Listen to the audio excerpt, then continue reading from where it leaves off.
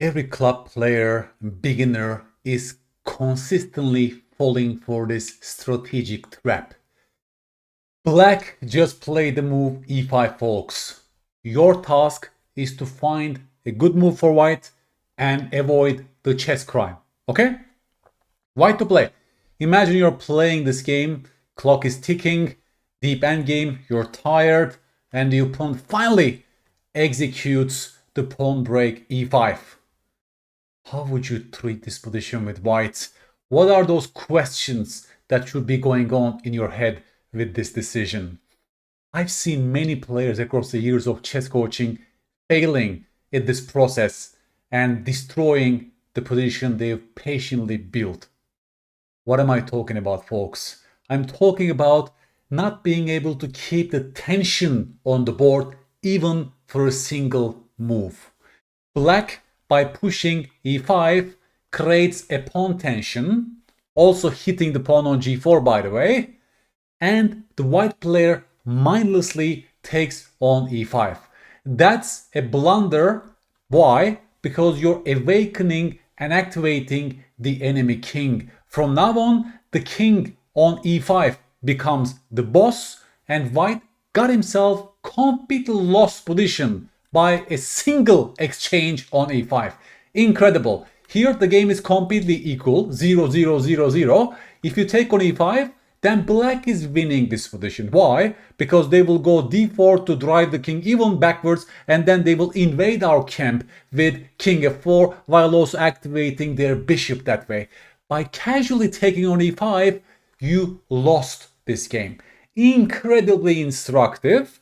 And if you pay attention to this moment, folks, your chess play will improve. This is a beautiful example. Now, let's go back and discuss why are people failing in this process. Couple of reasons. When it comes to cognitive science, the working memory resources are overwhelmed. Look at this. There's so much information about e5. They are pressing d4, maybe they will go e4, the bishop is attacking the pawn on g4. You see, beginner players, club players, their working memory resources are basically overloaded in a position like this. Thus, in their mind, that's what they are thinking. Hey, I have so many problems right now, so many worries, but if I take on e5, I'm at least removing these two worries from the board. Right now, they can't take on d4, neither they can push e4. In their mind, that's a beautiful move because now I only have a single worry to worry about. And then they play f3, and then they find themselves in a complete lost position after this series of moves. Complete destruction, and black can even play for Zugzwang in his position, d3, the game is completely lost. White cannot move a single piece. Look at the bishop, look at the weakness, look at the king on f4. By trying to solve your problems, you gave yourself completely lost position. Instructive like hell. Go back to this position, folks. Again, such an instructive moment, so clean. This example is such a clean exercise. I love it, right? Noise is out. We are focusing on the most important element for growth. Summarize again, folks. What is going on here? After e5, the white player's working memory is overloaded. He tries to solve his problems by resolving the tension. But by resolving the tension, he's only helping the opponent's king, right? If you never take on e5, this king is completely shut down from the game. For example, you hit my pawn, fine, I defended with f3. What is your threat? Do you really want to take on d4, folks? Now it's your turn. Please apply this first lesson to this position. Do you think black should take on d4 and resolve this pawn tension? No, that will be a chess crime to take on d4 because the white king is becoming a hero as a result. Invasions on c5 is evident, and basically black has lost all advantage. In fact, black gave the advantage to white.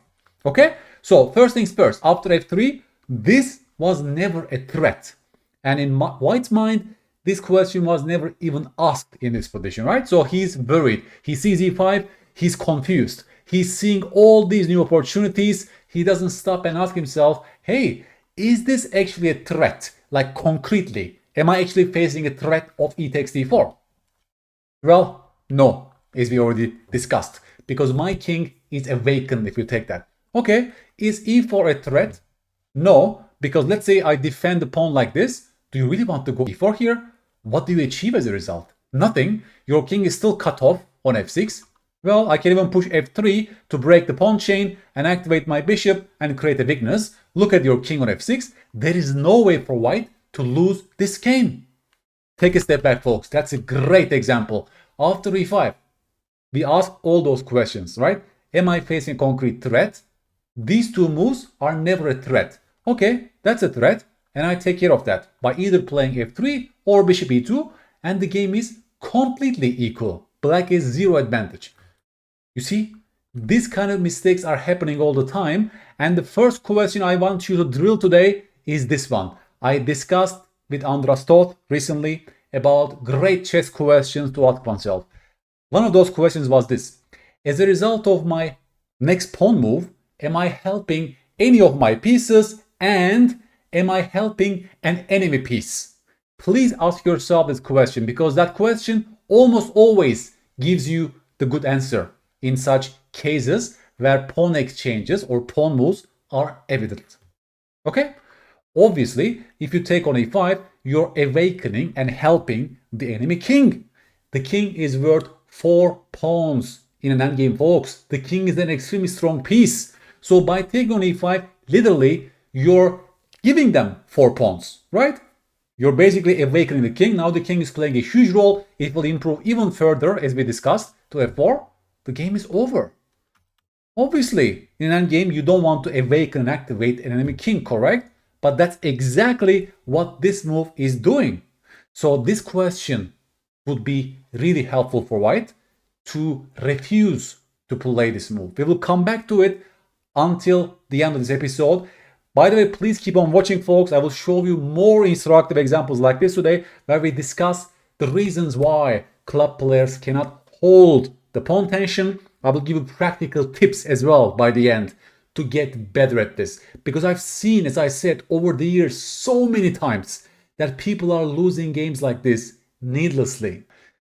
Another very typical example, in this position, black player goes d4, and first of all, it's a puzzle for you folks. Please take a step back. This pawn tension has been created as a result of d4. What should white play in this position? Look at the big picture, right? Speak to your pieces. What is white's goal in this position? What's going on? We are not playing checkers, we are playing chess. And please negotiate this pawn tension. Is this trade good for white or black in this position? What do you say? Folks, first things first. The bishop on f1 sucks. White's strategic goal is to be able to castle short as soon as possible. White is the bishop pair, so we just want to continue developing our pieces. So the best move for white by far is to go g3, bishop g2 and castle short, and this way you're keeping the tension between those pawns. What is wrong with e takes d4, which happened in the actual game? Well, you're only helping the enemy knight. It's as simple as that. This knight on c6 sucks. Has no future squares from there. Well, it can go to e5, but my queen can go do this and attack your knight. It's nothing. But if you take on d4, you're helping the enemy knight. Now you're facing some threats like this. Do you really want to take that knight on d4? Which happened in the actual game, by the way. Another chess crime. You see, white cannot keep the tension even for a single move. He takes. Now this is hanging. And white player makes one more mistake by passive mindset. And black player bishop c5, the most natural move. And now white is helpless in guarding the pawn on f2. White resigns. White is lost. Another very instructive example. By not maintaining the tension for even a single move, white took and white lost in 3 moves. Beautiful example. g3, just for a single move, you maintain the tension. What is the threat? There is no threat. If you take my pawn, I recapture and I'm still burying your knight. And look, since you took my pawn, my bishop got happy as a result. Look at this, and I will focus on development. White has a beautiful game. This knight is completely tamed on c6. Has nothing to do on that square, right? So again, the same thought process. As a result of my pawn move, am I helping one of my pieces? No. Am I helping any of the black pieces? oh yeah, oh yeah, right? So this would already make you reject this move. Plus, as I mentioned, your goal. What is your goal? Once you ask yourself what my goal is, you focus on your goal. Almost impossible for beginners. When they see a pawn move like that, they feel I have to do something, right? Why? Because new options are there. Stressful situations, right? Uncertainties. They can't live with this tension, even for a single move, because in their mind, things are getting too complex, right? What if they take on e3? What if there's something? I have to clarify the situation as soon as possible. That's what they are thinking. That's how they are thinking. After years of coaching, this is my conclusions, and it's supported by cognitive science. Why? Because of lack of chunking mechanisms, they are lacking certain patterns, their working memory resources are overwhelmed, right? Because things are changing. There's so much new information to process after such moves. So beginners have real hard time in maintaining the pawn tension or any tension, even for a single move. So this is your first task after today's video. I will want you to keep and preserve the tension only for a single move in your next game, right? I'm not asking you to keep the tension for 6-7 moves, only for a single move.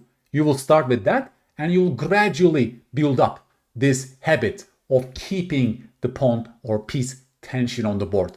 And you'll always ask yourself this question, am I helping my pieces or their pieces by breaking the tension? This is a pervasive pattern, folks. It comes also in different opening directions, right? For example, in this opening, it resembles a Philidor, by the way. Black plays e5 and they create this pawn tension between those pawns. And many beginners, amateurs, they take on e5 directly. I want you to tell me why this move is a huge mistake. Strategic chess crime. You tell me. Please apply the question I told you. Which piece is getting happy as a result of d takes e5? I don't see many. Which enemy piece is getting happy as a result of d takes e5? Oh yeah, boy. The bishop on f8, which is buried, is now becoming a hero after you take, right? Can do this, this. It's a beautiful pawn disappearance for black that activated their bishop. This kind of mistake happens all the time. Also, look, white is exchanging the d4 pawn for the d6 pawn as a result of this trade. Don't you think? Well, exactly that's what's going on. Yeah, I take on e5. They replace the pawn with the d6 pawn. So these two pawns disappeared. White lost a central pawn. Black maintained the central pawn while also activating their bishop. Black is completely equal in this position. Instead, white should just develop their pieces, right? Do anything but to resolve the tension. Because is this a real threat? No. If you take my pawn, thank you so much. My knight is becoming happy. Plus, you left yourself with a backward pawn on a semi-open file. Your bishop still sucks. You gave yourself a big problem. I will pile up on that pawn with all my pieces. You see, folks, the beautiful part of this. Again, for next game, you will start by keeping the tension only for a single move. In such cases, whenever there's a tension created on the board, you will take a step back. You won't directly resolve the tension. Please start with this and give me feedback. I am very curious about how you progress through this as a coach, right? While always keeping those quotes in mind. Almost like in soccer, right? Like in football. I mean, if you look at Pep Guardiola's teams like Barcelona and Spain, right? Like Manchester City, I mean, the guys are keeping and building on the tension all the time, right? They're not blindly just going directly and create opportunities. They basically build up by little passing, tiki-taka moves, right? They build up, they preserve, they are great in keeping the tension while looking for such weaknesses, looking for the right moments to break the tension and break through to the enemy camp, right? There are so many life analogies we can also come up with here. Many. Argumentation, for example, right? You're arguing with someone. You don't directly jump in and basically yell at them. You basically keep the tension, or when negotiating, for example, on a price, right? You don't show your hands directly. You keep the tension, basically. Preserve the tension. And for the right moment, you can then capitalize at the right time, right? There are so many analogies you can also come up with, right? From real life, that preserving the tension is usually the best recipe. Another very typical example, Scotch. Scotch opening takes. Do you know that for beginner level, this move is a norm? They keep on taking on d4. As a result, they create a beautiful centralized queen on d4. This queen cannot be harassed. White is a beautiful pawn center, free development, and white basically has a clear advantage. Even for a single move after knight takes d4, when this tension was created between those knights, black players usually take on d4, giving a clear advantage to their opponents, right? Look at the manifestation. For example, in your next game, when this tension will be created, you will keep it as black for the moment, right? Rotating the board for you folks. You will keep it, you will build on the tension. You will put pressure on that knight and expect them to take on c6, which is definitely a good thing to increase your central control, basically, right? You can even start with this move first, create a mate in one thread, and once they resolve that problem with their pieces, for example, like this, then you can take this way or this way, right? So this way you also intensify your central control. You don't give them a beautiful queen on d4 for no reason. Again, going back, folks, after the coach opening takes, many players take, and then many chess crimes also happen that they play c5 to chase the queen directly. But by playing c5, they are giving white a juicy outpost on d5, plus a backward pawn on a semi-open file, plus they are blunting their bishop even more. And look what white does. By targeting the backward pawn on d6 with all of their pieces, they are creating a winning advantage. Because how can black guard the pawn on d6 anymore? There are 3 attackers and only 2 defenders. So white simply wins a pawn with a winning advantage. It all happens because people are lacking patience as well, right? They want to clarify situations directly. They want to hit the queen for a single move without ever asking themselves what they are giving away by that pawn move. Even in deep endgames, the same principle holds. Black plays the move b4, folks, and they are creating this pawn tension between those pawns. White to play, it's your turn. Stop the video and find a good move for white, please. Folks, the best move for white is not to care about those pawns, but to play the move rook a6, hitting the freshly created weakness on a4, right? This pawn was protected. After b4, this pawn is weak. So white simply utilizes that last move by black, hits the pawn, and after takes, let's say if they take on a3, they're going to be losing the pawn on a4. White created a winning advantage.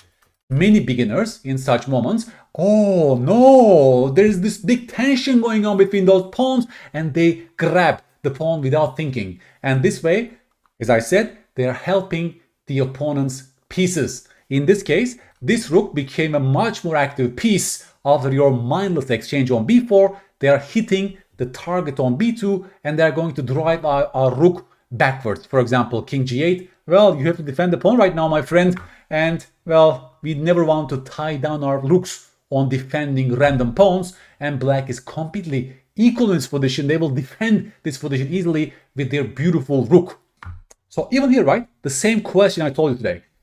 With this pawn capture, am I helping any of the opponent's pieces? Would help you reject this move. Because if you take on b4, this rook is becoming so much more active. Is that correct?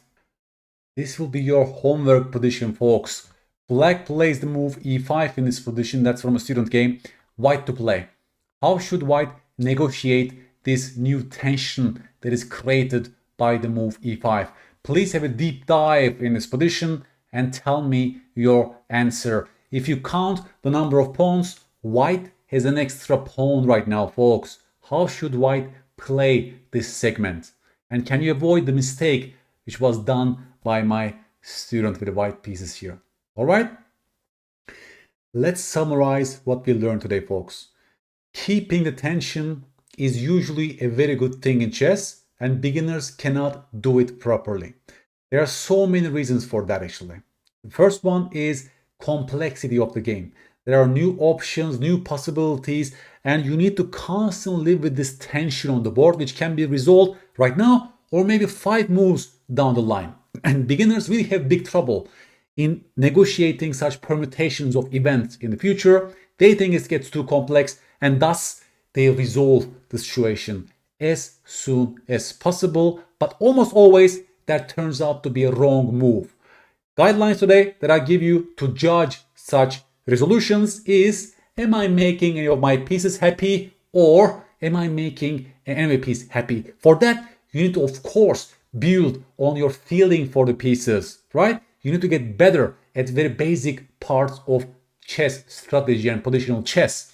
When you look at a piece, are you able to identify whether a piece is good or bad? That's step number one of playing good positional chess. All right? So we need to work on our strategic understanding as well. The second is the psychological part. We need to relax into the situation that we can live with tension. Sometimes for a single move, sometimes even more, right? Many players also have psychological blocks when it comes to that. They get stressed, basically, right? Oh, it's such a stressful situation right now White is facing. Almost like fight or flight. I must do something right now to resolve the situation as soon as possible. But if you look at Master games, Karpov games, Petrosyan games, well, you see that the guys are keeping the tension for 5, 10, sometimes more moves in the game. And at the right time, when everything is ready, they are breaking the tension. Usually you break the tension if you get something concrete, either a positional advantage, tactical advantage, right? Or your pieces are getting happy, for example, as a result, right? There has to be some sort of analysis as well when it comes to looking at master games, observing chess classics, and understanding consciously, paying attention to those moments where masters are preserving the tension and those moments where they break it.